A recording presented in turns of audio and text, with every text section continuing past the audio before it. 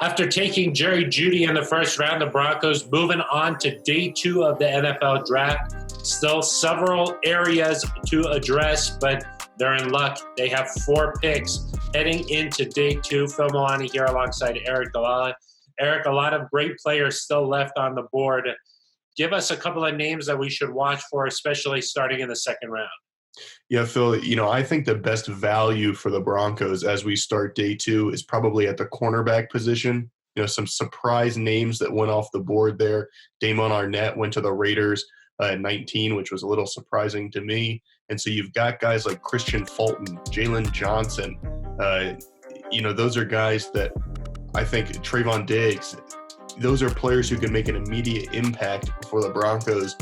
And people might not think cornerback is this huge need because you've got Bryce Callahan and you've got A.J. Boye.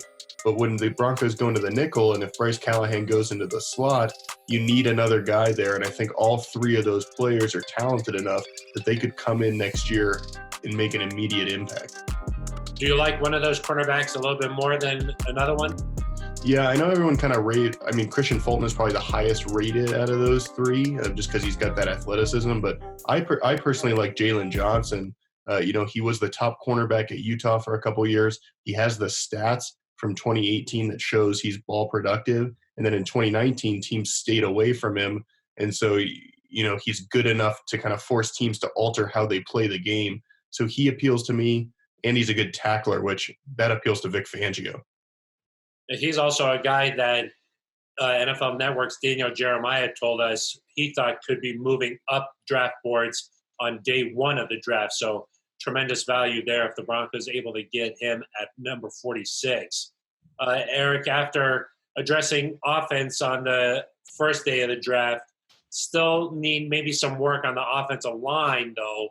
You think that they'll go there at some point today?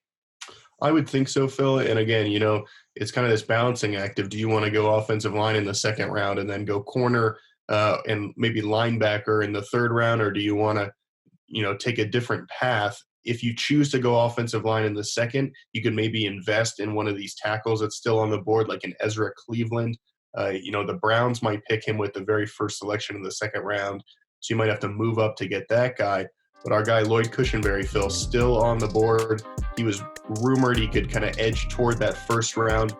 He's a guy that maybe you have to move up a little bit to get from 46. Maybe you take that 95th overall pick, try to jump up to 34, 35, somewhere there. But he's an option. And then, of course, we see Matt Hennessy from Temple, who we've talked at length about. He's another guy that he could last till the third round, I think. But Phil, as we've talked about before, I think there's depth at offensive line later. And so maybe you can get a Shane Lemieux from Oregon late in the third round or in the fourth round, a Logan Stenberg from Kentucky. That's kind of the direction I would go, address cornerback in the second, and then offensive line a little bit later. John Elway last night said that the Broncos were trying to move back into the first round. Any ideas on what player maybe they were trying to go after, or at least a position group? Because that would give us an early indicator of where the Broncos' mindset is here on day 2. Yeah, kind of a fun little guessing game, huh? To try to piece that puzzle together.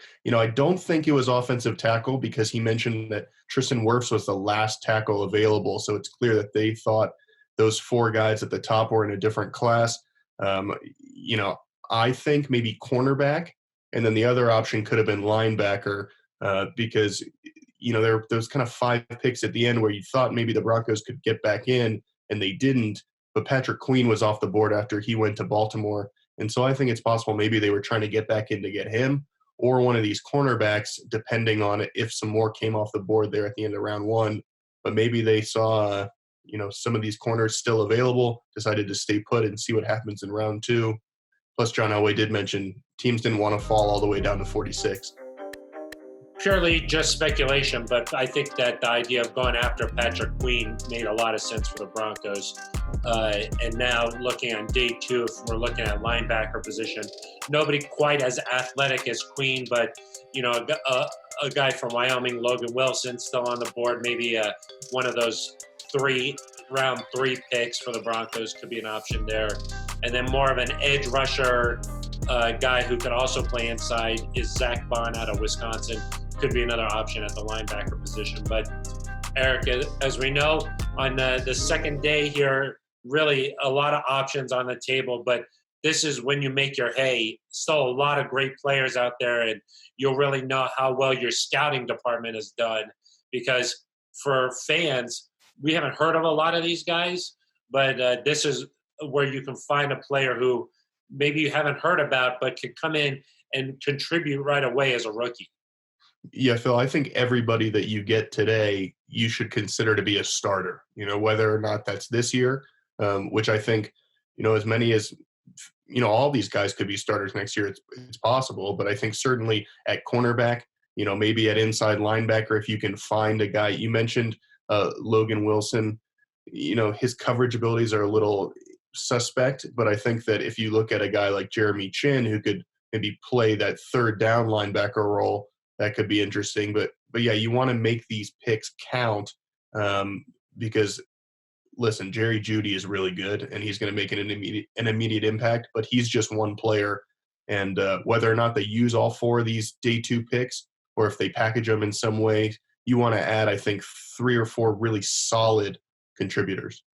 One way to look at how important today is, it was last year on day 2 that the Broncos got Dalton Reisner, Drew Lock, and Draymond Jones. So that gives you an idea of how big today is. So we'll have to see how everything unfolds. The draft gets started at 5 p.m. Mountain Time. We'll have everything covered on all the Broncos social channels, plus DenverBroncos.com and the 365 app.